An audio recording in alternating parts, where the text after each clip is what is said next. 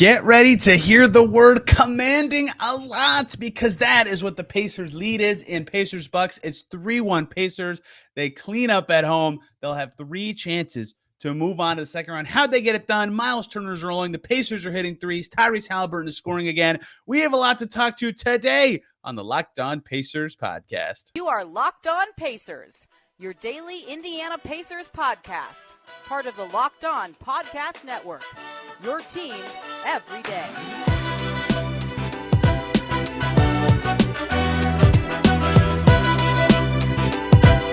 What up, y'all? Happy Monday. Hope you had a great weekend, and welcome into another edition of the Locked On Pacers podcast, where we, of course, talk about the currently up 3-1 Indiana Pacers. As always, my name's Tony East. I cover the team for SI and Forbes, and today we got to break down Game 4. Huge win for the Pacers. Obviously, lots of players out for the Bucks. Even more go out of the game in the first 7 minutes.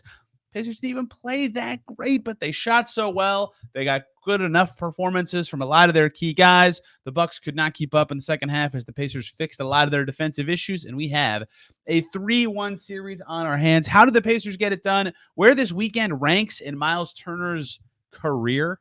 Pretty close to the top, and plenty more coming today as we recap the game and look at the Pacers spot in the series, some other adjustments coming and that happened in this game. Dave Searle is going to join us once again to break it all down. Got to bring the Podfather back for this one. The only people who was podcasting about the Pacers the last time they were up 3-1 in a series. Let's get right to it. The Pacers have 3 wins in a series. The last time the Pacers had 3 wins in a series, the guy talking to me tonight was hosting his own podcast about the Pacers when they went to 7 miraculous games with the Raptors.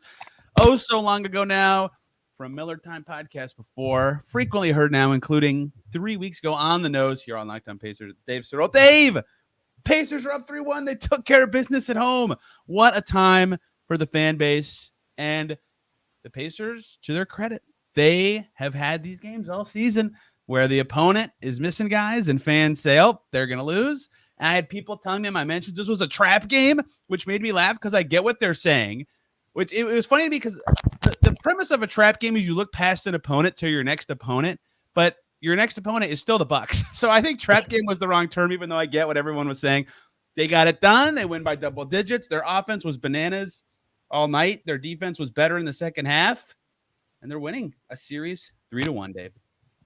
Yeah, I guess it could be a trap game because, like, if for some reason Lillard is like able to get back on the court, it's a different team. So technically, it's sort of like last time I was on the pod, we were celebrating the Miami win, and we were glad that the Pacers came out and played really sharply in a game that was really important and really mattered. And I was like a lot of people worried that they weren't going to do it in this game because of the reputation that they've had for maybe not quite showing up. And it was I don't know, kind of a mix. They just were not quite sharp, I thought, coming out of the gate. I didn't think that they necessarily looked like they were ready to just kind of crush the Bucks, and they let the Bucks hang around for quite a long time in this game because of it. And also for some really good performances from Bucks.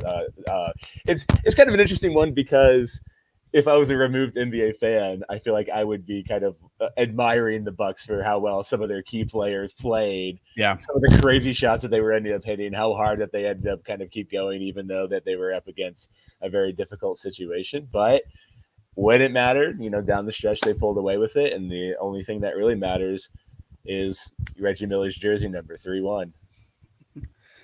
Yeah, I'll take you guys to listening to some inside baseball.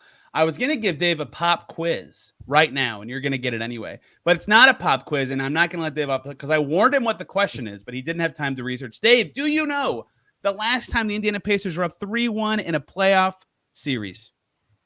I'm trying to think. I'm thinking Paul George era first round team. I would think. I'm blanking though. Close. You're close, but not going to get it if that's your theme. Okay, well then hit me with it. What was it? 2014 second round against the Wizards when they lost game 1 at home and then won the next 3, and then lost game 5 at home before winning Game 6. That's the last time they're 3-1. They have never blown a 3-1 lead in franchise history. Not saying that won't ever happen or won't even happen in this series, but 3-1's tough. And that was the Paul George era. But not first round. It was second round. Oh yeah, because it was funny because I was gonna guess the Wizards, but then you psyched me out of it. But I guess the first round. I thought it was the Paul George thing. The first round that year was Pero Antic series. Come on. That's right. Pero Antic and David West didn't jog your memory. Well, see, but this is what happened because he played for the Wizards at one point, right? And that's what it got crossed in my mind. I was like, wait, it's not the Wizards, but he played for the Wizards. So who was the? So there you go. Got a little crossed up. So. Good situation for the Pacers to be in. The health status of Giannis and Dame, obviously, massive critical storylines for Game 5. I have no feel. I used to have a feel that my gut was Giannis plays by Game 3. Obviously, it's Game 4 is over now, and that hasn't happened. No one knew about the Dame injury. The way Doc was talking about Dame's injury is not making me particularly enthused about the chance of him playing in Game 5. Giannis, sounds like he's working harder. I don't know. I'd be guessing. I'm not going to guess. Obviously, the Bucks probably need them at this stage. Let's just talk about Game 4, though. It's not worth looking forward until that time comes. The Pacers can clinch. They have 3 chances to move on to the second round for the first time in a decade since that Wizards series. I think we have to start with Myles Turner, Dave, who just had probably the best weekend of his career, given the stakes of these games. He's had better individual regular season games. He scored 40 points in a game before. I thought Friday was one of his best games ever. I wrote a whole story about it. And then I was debating with people today if he played better Friday or today. And it doesn't matter. I mean, it kind of does. But the fact that that debate can happen about if that was his best playoff game ever or today was his best playoff game ever says everything about his weekend. And once again, when the Bucks had to adjust to slow down Siakam, they put Brook Lopez back on Myles Turner more often. That's going to create space for Turner. Turner leads the Pacers in shots. He hit 7 threes. He had 9 rebounds and 4 assists, 29 points, plus 17. Unbelievable. Again, he had, without a doubt, the best weekend of his career. And without him, I don't think the Pacers are up 3-1. It was so impressive. Yeah, and it was good to see him not just mixing the threes that he hit, but he also, because being guarded by Lopez, A, got him out of the lane whenever he was on the perimeter, and B, took the extra step of not just always settling for the 3, but trying to take it a couple times, missed, and then got one. Was that a dunk? Did that count as a dunk? Everybody celebrated as a dunk. It wasn't quite a dunk. It was He didn't touch the rim. It was a throw. It was a throw-in, but it was still awesome, whatever it was. Obviously that's such a huge thing for the Pacers having to exploit to be able to beat the Bucks. I mean, the Bucks don't have the greatest defense, but they do have Brook Lopez, who's still able to protect the rim fairly well. You just kind of rip them apart if you're able to draw Lopez out consistently with the way that he's been shooting the ball. That makes it extremely tough for the Bucks without their stars to rest on. Maybe we kind of slow them out. And defensively, I mean, there's really no chance of that happening if Lopez is constantly in fits trying to guard Myles Turner. And, Lopez really hasn't been getting to the line either. I mean, he's been playing, getting the ball quite a bit. Obviously, there has some slack to be picked up with so many injuries on the team. So they're feeding Lopez a lot. And Myles Turner has been able to slow him. I mean, whenever he's inside, he takes pretty tough shots, I think. So, I think that he's done a good job on that end. And so the best weekend of his career, I think, is absolutely no doubt about it. And he's been playing, absolutely terrific basketball. That's also just crucial to the Pacers walking away with it. I would say Friday's game was better though. This is obviously you have to win the game. There's pressure because, if you lose it, everybody's gonna. Not only is it tied, but now everybody's gonna clown you, and then it starts to get in your head a little bit. But Friday was a pressure cooker. That was a whole different environment. It was a whole different kind of game. Game 3 was, and be able to have perform at such a high level in that game, I think that I'd give the tip of the cap to that one because it's just harder to thrive in that kind of environment. I think. I was saying Friday at first. Here, he was more efficient tonight. That this is so silly that this is what we're debating, but that's how good he's played, right? Yeah, that right. This is the highest of high was this game. The stretch, in fact, it's funny that the dunk will get remembered as the dunk on Brook Lopez among his best ever. unless you're a Dave Searle and you don't think it's a dunk. But the fact that it happened, then the Pacers got to stop. Then the crowd chanted Myles Turner, and then he hit a corner three to put him up 12 to force the Bucks to call a timeout. Like, that made it more of a moment than just like, oh, he dunked on Brook Lopez. Like, he's dunked a lot on guys in playoff games, Hayward, Tristan Thompson. Right. But that was a minute of like, this is Myles Turner's building right now. Like, let's stop the game and talk about it's Myles Turner's building. The reason I would definitely say that was like a signature moment. That was probably out of all the things that happened in all the games, that's the one moment associated with Myles Turner that we'll remember the most for sure. I agree. So I was arguing Friday's game because he his shots felt more crucial in that game. Like Chris Middleton would score a heartbreaker and then Myles Turner would answer. And that happened like 3 times. And he hit like the tone setting 3 to start the game and was great in overtime. Like they just were more important, even though they were less efficient. But I mean, semantics at this point. He was incredible in both games.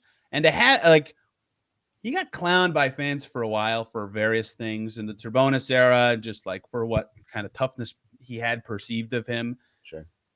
All that's in the rearview mirror. Like Myles Turner is a new player. This is his first time as this guy in the playoffs, as a new leader, as like a new presence who's now calling Indy his second home all season. He's up for it, man. This is very impressive. I think it'll be a big moment for him if they're able to make the second round for the first time with him as a Pacer. And he clearly really wants it. I mean, I've never seen him hit this level, and it's, to me, the coolest story of the Pacers in the first round so far.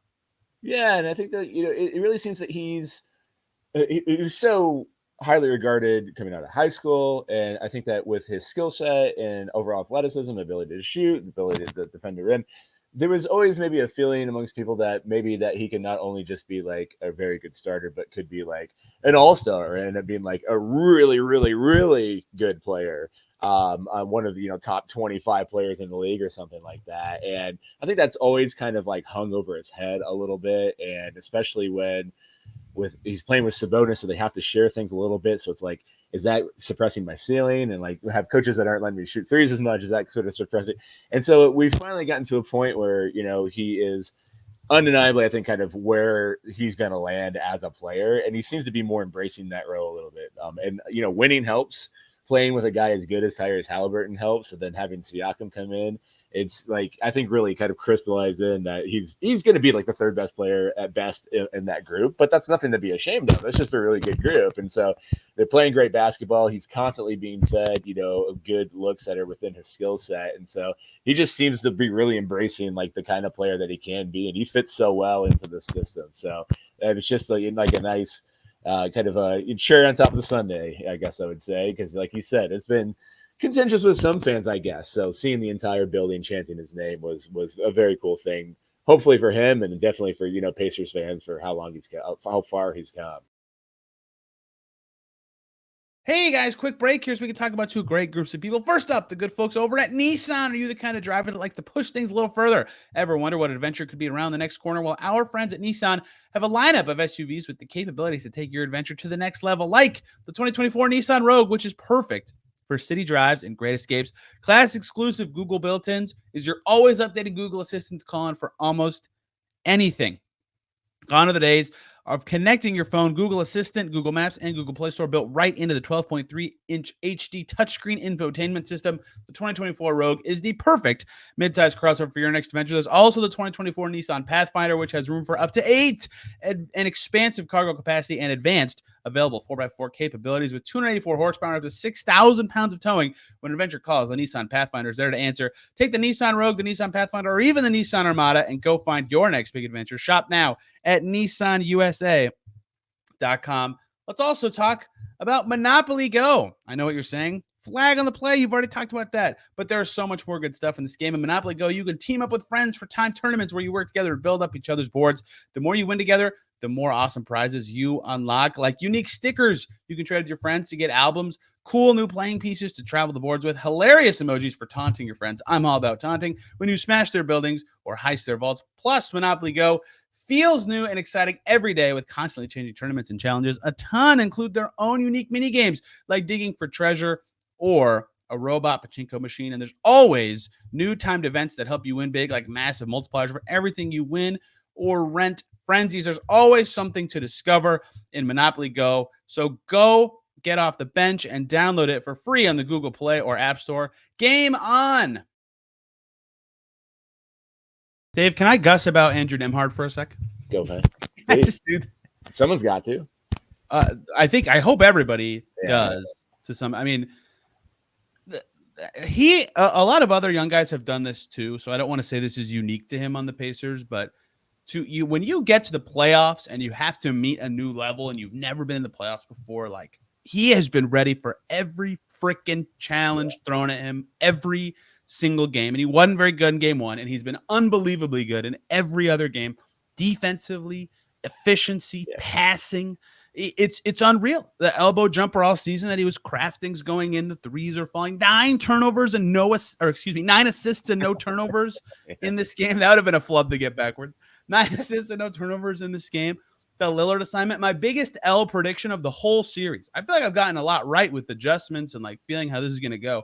I said for game one, they might need to consider taking him off of Lillard. That was stupid. He's been great there.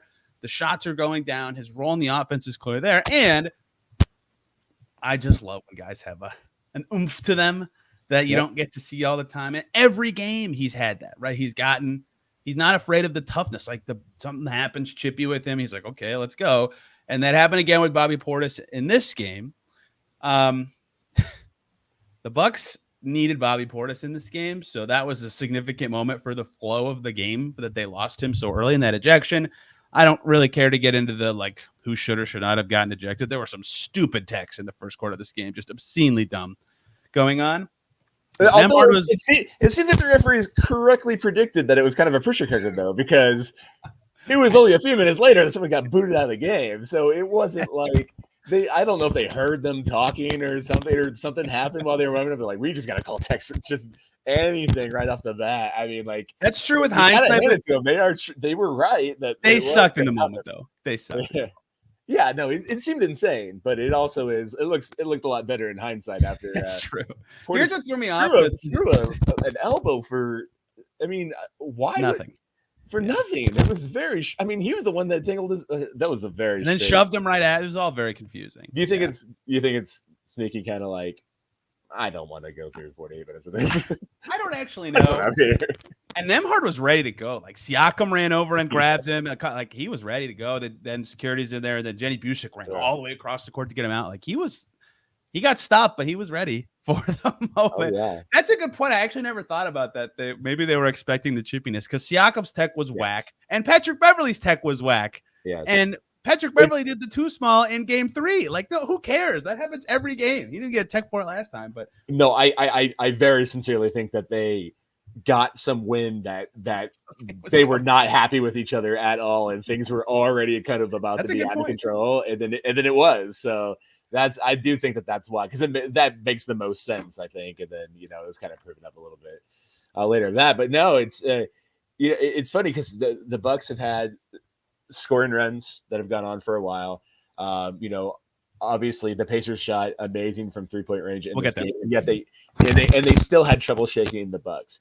And so it feels a little bit weird to see, but not just Nembhard, but Nesmith as well. Just been very impressed at the level of energy and skill that they've brought to the defensive end. I mean, they have many times throughout the last couple of seasons, but be able to do that in the playoffs against Lillard, against Middleton, I think that they have, in some ways, even gotten a little bit of an unkind whistle in some places. Sometimes not. Sometimes they've gotten credit, which has been nice. The famous not rule change that happened after the All-Star break allowed them to play a little bit more physical. But they play outstanding defense and, have really gotten into the space of both of those players without fouling very much and doing really a good job. And it's maybe kind of hard to see because you've seen some big, giant scoring outbursts, but it's been very tough shots that a lot of those guys have made, especially Middleton.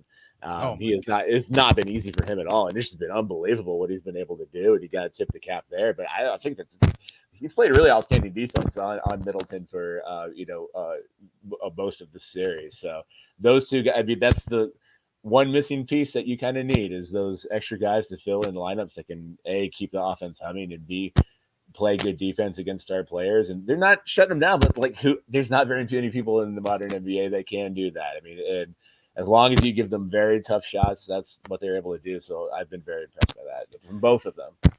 It's obviously easy to point to the star games that like the peak Lillard and Middleton moments. But like game 2 and 3, Dame was gassed by the end of the game. And game 3, he had the Achilles injury too. But like Nembhard defending him really well is a part of that. And obviously Chris Middleton would have scored over an 8-foot tall player in game 3. But, tonight Neesmith on him again. And guess what? It was a little easier to defend Middleton with Lillard out and Portis out for most of the game. But 9 for 22 with 4 turnovers, right? Like there clearly are moments they're doing very well in these matchups, and that matters a great deal. Nembhard has been consistent on offense too, which is just ridiculous given the amount of mental and physical energy it takes to do what he's doing defensively. Like in the first game, he didn't play nearly as much, and now they can't get him off the floor. Like it's unreal what he's done in this series. And so none of his stat lines are going to be like, oh my God, we have to lead with Andrew Nembhard. But he has met every challenge in this series in a way that's been just so impressive to me. Finally, the scoring Tyrese Haliburton has arrived a little bit, Dave. Look, no one's knocking a triple-double with the game winner on Friday night, but it was still only 18 points on Friday. Only took 10 shots in game 2, 7 in game 1, 22 in game 3, 16 tonight. 5 of his threes dropped this time, 3 in a row to start the third quarter, which was the most excited I've seen him in one of these games at an individual moment. I don't know how sticky this is in terms of how much it'll roll into other games, but for him to have 24 at least forces the Bucks to go, okay, we might have to think about defending him differently again, which is very significant. And if he can be a scorer again, that raises the Pacers' ceiling significantly. I thought that was big in this game, that not only did he get some confidence, but he found space to get free a lot again. Yeah, and it's part of it is I have to feel like he had a lot of space in game 3 too, but there were a lot of shots that he just didn't take, and he just didn't seem like the confidence was there fully. And he was playing very good basketball. Obviously, like you said, he had the triple-double. I thought offensively overall, he was having a very strong impact, but there were just so many moments where the old Haliburton, he'd pull up for 3, and you could just hear the crowd so many times just like, God, just like that. Oh, it used to be that was a 3. Like that's the extra little juice that made the offense take it to another level. And he just didn't have the confidence to do it, and that's what was so cool about seeing that game winner. It just seemed like part of it at this point, because of how well he's been playing otherwise, was maybe a little mental. It seemed like, it's just been tough. It's been the shot's been gone for a long time. This is the playoffs. Every time you miss a 3, it just kind of gets you a little bit because it's so important. So I genuinely think hitting that game winner did kind of unlock something a little bit confidence-wise. And I do think that, in this game, the Bucks weren't able to put on very much defensive pressure just because they were so thin. And so being able to work a little bit with a little bit more space than usual, get a little bit more time to get shots off, I think also helped. And he looked confident out there, and that's what you want. And I mean, obviously he didn't go have like an 80% shooting day from 3-point range, but this is, a good solid outing, and hopefully is a building block for, the next couple of games, and fingers crossed the next series, if that's something that the Pacers are able to do, because they're going to need that. I mean, they have been gotten let off the hook a little bit in certain situations of him not being able to hit those. But if they want to go farther in the playoffs, they're not going to get away with that. And he really needs to be able to capitalize on those moments to really be able to break opposing defenses. Because if you can let Haliburton alone a little bit off of a screen, go under a little bit on him, obviously that changes everything about how you can defend the Indiana Pacers and be able to slow them down. So hopefully this is a good sign that he's going to be able to do that going forward, because they'll need that if they're going to beat the next opponent. I agree. That's what's been interesting to me is like, if they have a 30-point front court score every game, like they don't need Tyrese to be unbelievable, but if they're playing someone not insanely banged up or more talented or whoever in the next round, that's not going to happen every game. And so you need another guy to be more effective. And so we've seen Haliburton have 2 double-digit assist games. He should have had 3, but everybody was just 11 in game 1.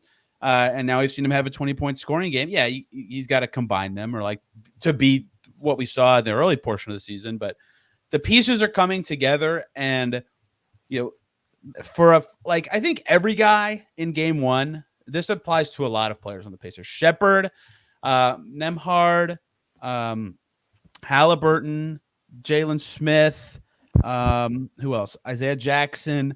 Everybody who was playing their first playoffs in game one was like, what's this all about? Like there was some jitters and figuring it out. And so everybody sucked and didn't play together at all and didn't understand it. And all of them have been much better since. And I think that applies to Haliburton too, who like felt out the playoffs and felt out the Bucks coverage and was like, okay, here's how I can beat it. And he's been much better every game since. And that's mattered a lot. Yeah, absolutely. And hopefully we can see the best version of him going forward.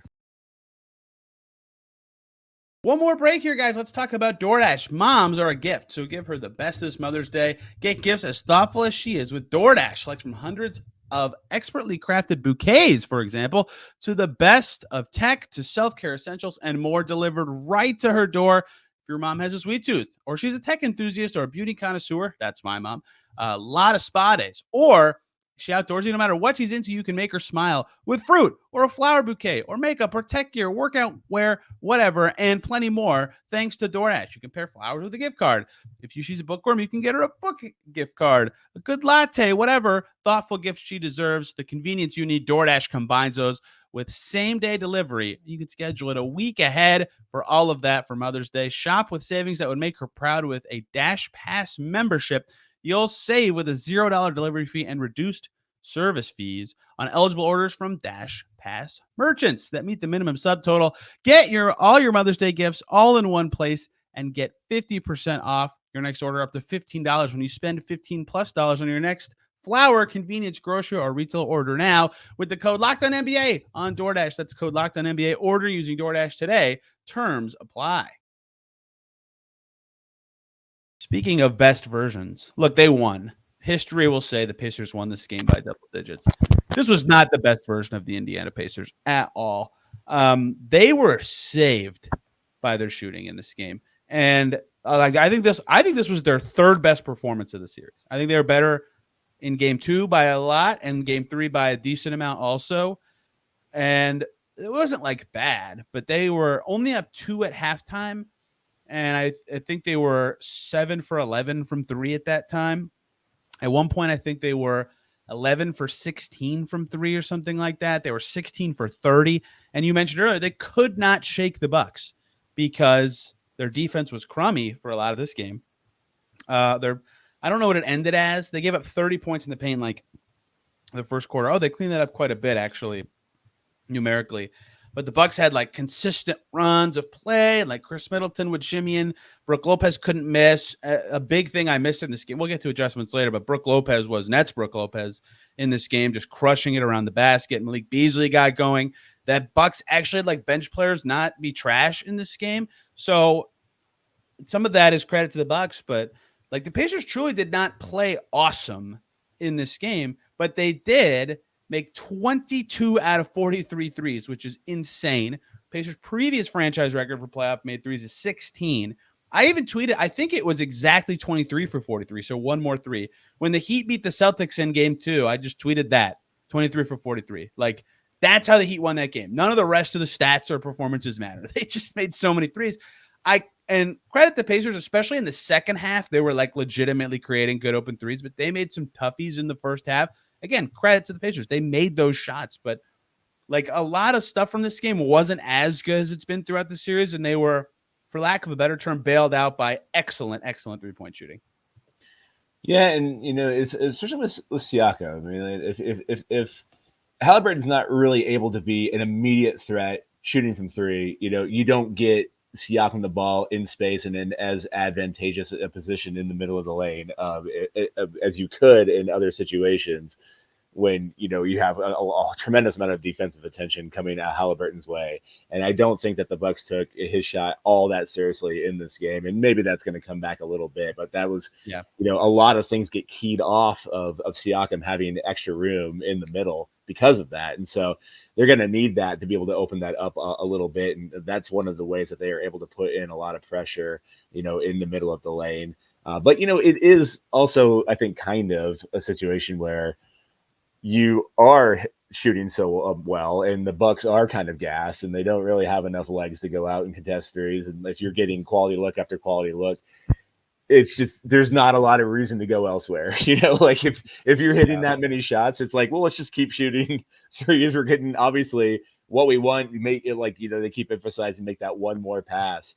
I mean, the Bucks just aren't maybe able to keep up with rotating 2 or 3 times in a possession, and the Pacers just kind of spammed that over and over again and got a lot of quality shots. And luckily, they were hitting them. I mean, we'll never know. I think what Plan B would have been if they wouldn't be able to hit those consistently, because it was sort of they just kind of kept going to that well, and it was pretty easy to run an action, make 2 passes, and get an open 3 in the corner. I mean, it's just I don't blame them. It's like, they had Gallinari out there for a little bit. I mean, it's just they're running out of people to throw out there. So, we'll get to adjustments and talk about Gallo, but I don't think we'll see him again in the series. Yeah.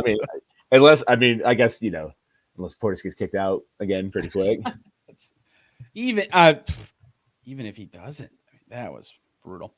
Yeah, they made it like they had other statistical things that look good. Like if you just watched the game, you didn't feel it.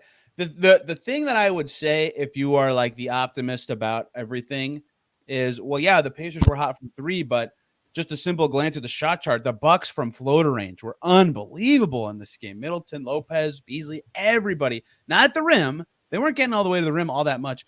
When they got into floater range, they were money, and it was really interesting to see that. And that trade-off of 2 versus 3 is part of why the Pacers ran away with this in the second half, because the Bucks shot okay from 3. They only had 9 turnovers. They won the rebounding battle. They were actually moving the ball pretty well. They were scoring a ton of points in the paint. Brook Lopez looked good. Like, they had a lot of stuff going for them, and the Pacers were like, hey, 3's worth more than 2. We win, right? Like, that's kind of just what it was.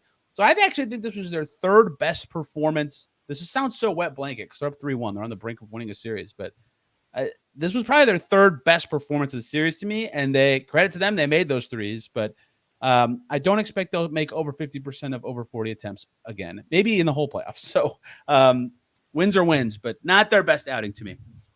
I really don't understand why Brook Lopez, like that 30-foot 3 from the wing, isn't like 2-3 times a quarter.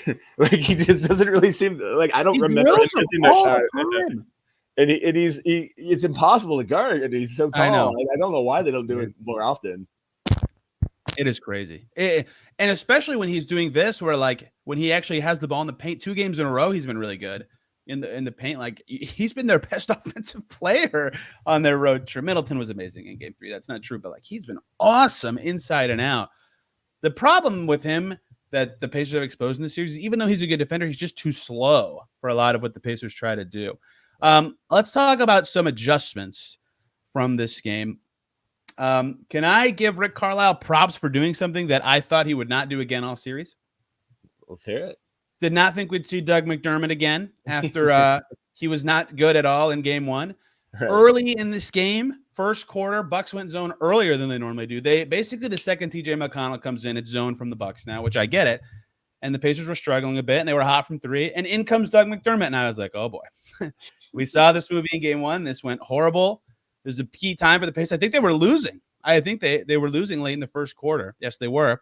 In comes Doug McDermott, and he was good. He didn't play very much. It was only about 3 minutes, but he hit a 3. That's what he's supposed to do. He didn't mess up very much defensively. They won those minutes by 4. They were winning by the time the quarter ended. They were tied maybe. But either way, good minutes from McDermott. Small adjustment against that zone where they're giving up the 3, but that takes some stones after game 1. That was smart. That was good stuff. I'm wondering if my prediction of Doug McDermott resigning in Indiana, basically because he was a Pacer fan and he wants to ride off in the sunset here. Wonder if it'll come true. I will admit that I thought he would be in the mix a little bit more than he has been, but it's you got a 3 for his childhood team, so I'm sure that he's sleeping happy tonight. My theory on why he hasn't been needed at all. I mean, he was bad in game 1, but Ben Shepherd making every 3 he takes, basically, he's been like, oh, we have a shooter on the bench. We don't need. Yeah. It's you kind of do a little math in your head that says like, how many different things that Shepherd can do on the court, and McDermott can do one. Is he really going to hit enough extra threes to sacrifice everything else that could happen? So, he finishes every game with like 5 points and 3 rebounds. So that's never like, let's dive into Ben Shepherd, but he's been really good. Yeah.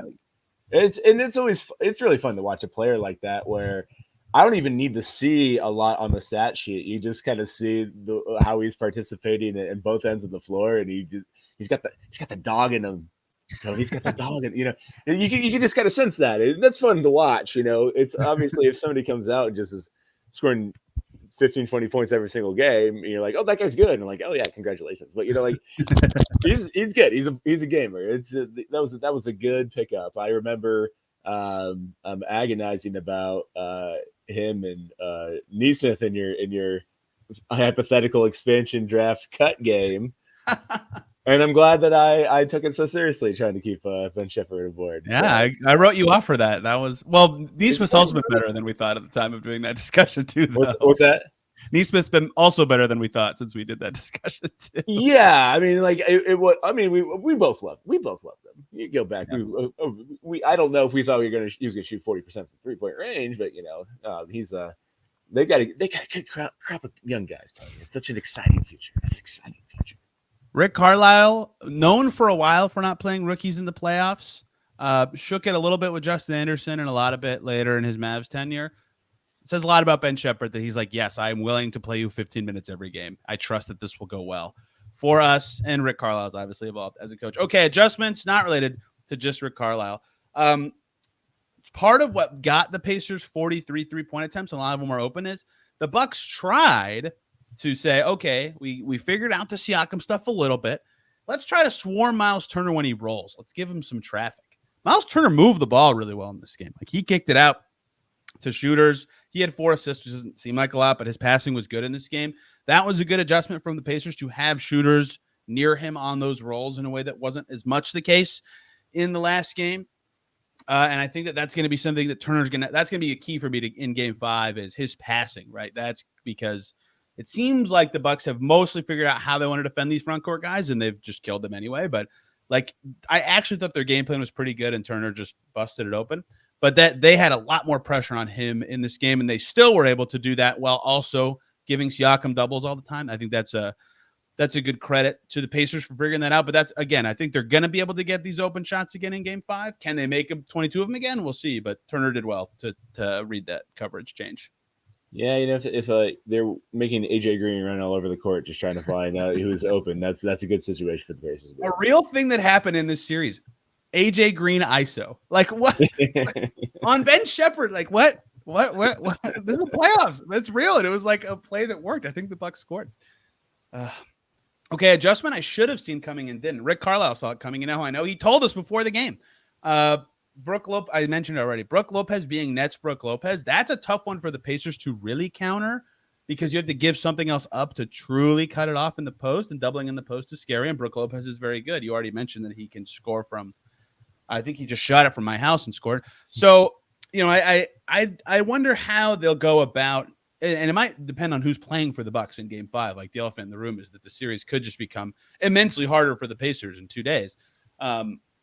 But if Lopez can score from anywhere on the rolls, like in game 3, in the post, like in game 4, he's made threes all series long. That's a tough cover, like really tough cover. And I wonder what the Pacers will do specifically if he's going to be a, for lack of a better term, post-up guy Tuesday night.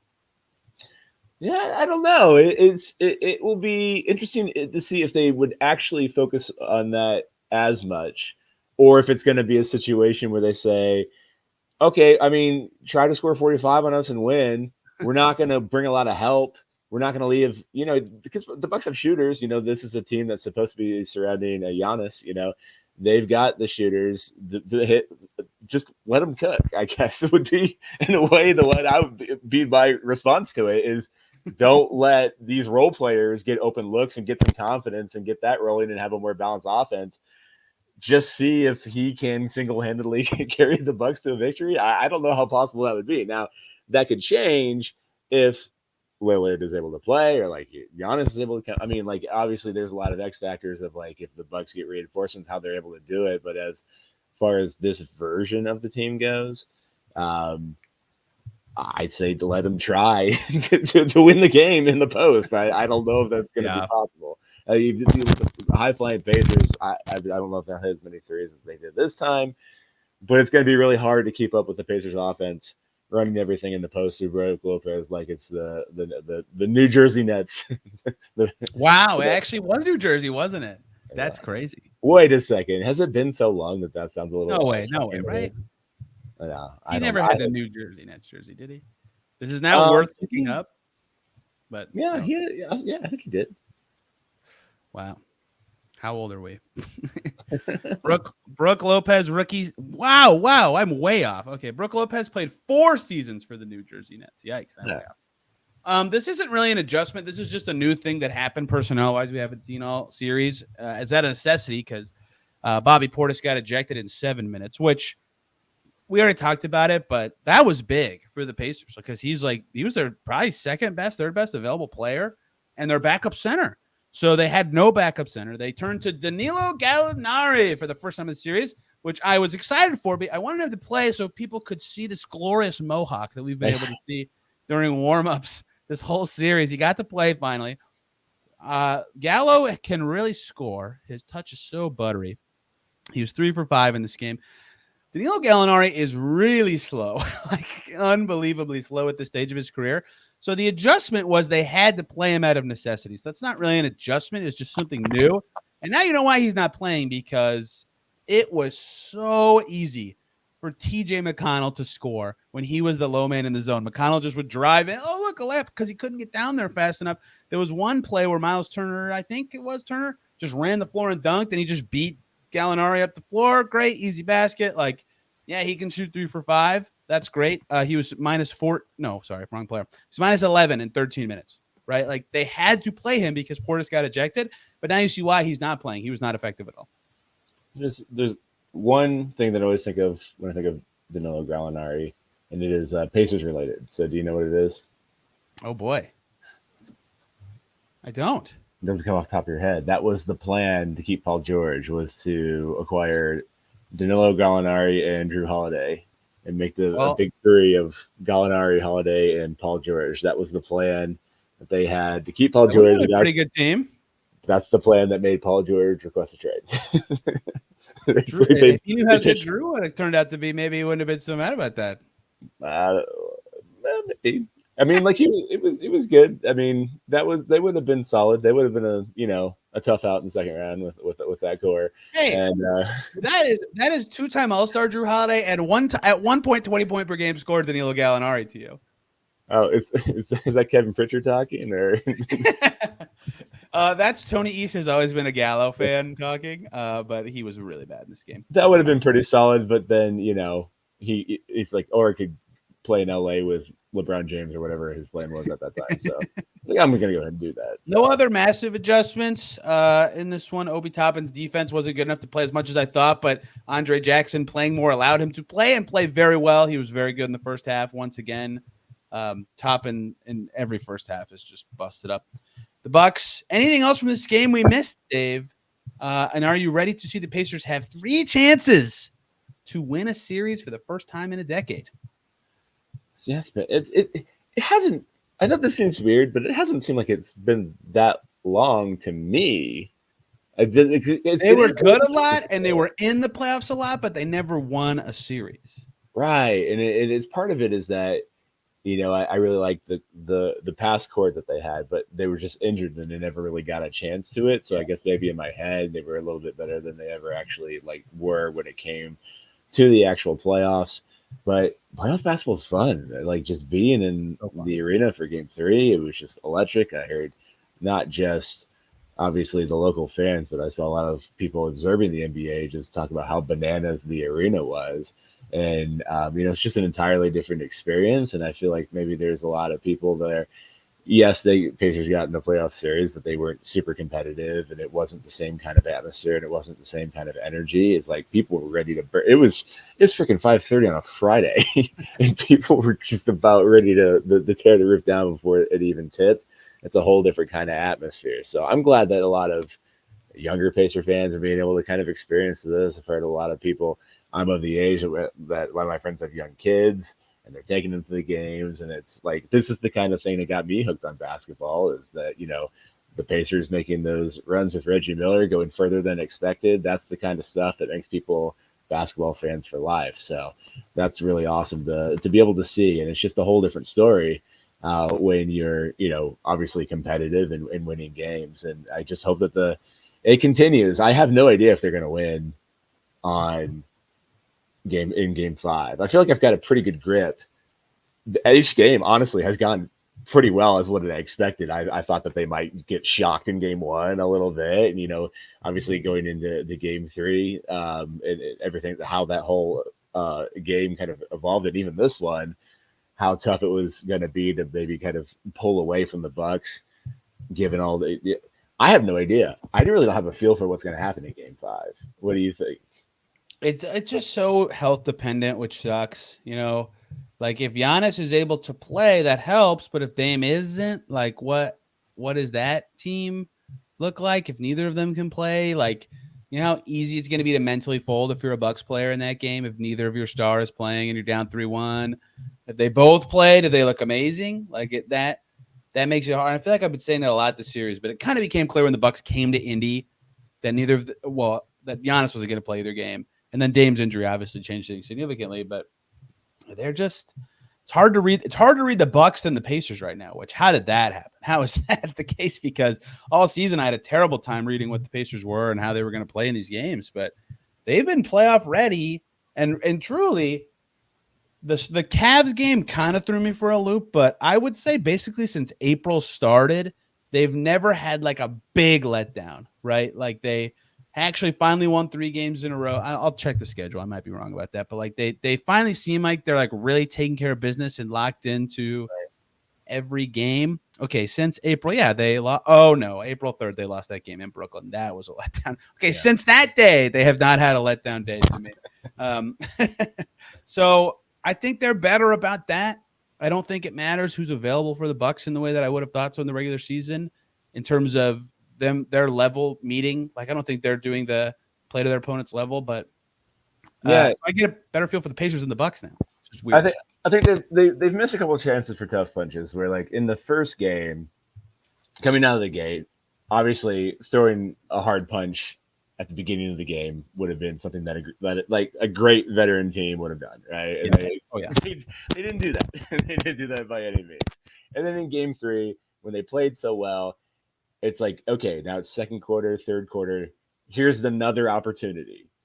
You came out hot, that's great, but like, can you keep the gas on and can you keep hitting? And then they kind of failed that a little bit. They got a little closer, and then of course in this game, so underhanded, they had a chance to, and they shot the ball very well. But I still don't think that you would kind of consider this that let's just close off the hose and get it done in this particular game. So they've got one more shot, I think. Because if it goes to game 6, they'll be ready and they'll play really well because it's desperation times to a degree. They're at home. They were up 3-1. They lost a game. All the circumstances are there. But on this one, they can afford to lose game 5, and it's going to be on the road. So that's going to tell us a lot, I think. If they go out there and crush from the beginning, that might be a sign that they're truly seasoned a little bit more in the playoffs and ready to throw a harder punch in circumstances in which it might be difficult to do so. And that'll be kind of the first time in the series that they've really done that, I think. So that's what I'm really looking for, because they might not do that and still win the game, which is why it's so hard to do it. You know what I mean? Yeah. And so I still think that they would probably win unless both stars were suddenly healthy for some reason. Right. To say one more thing on the Stars, I keep talking about them playing at all. Even if they play, they're not going to be like as good as you think of them because they're hurt. Yeah, it might be kind of like the heroic thing. Try to go out, give it a go for a few quarters. You're not really able to pull it off, but you say that you gave it a chance. With everything that's happened with the Bucks, I also wouldn't be surprised if they were just like, fuck it, guys. I mean, like, it's like everything. I don't know if the dog thing's really working out.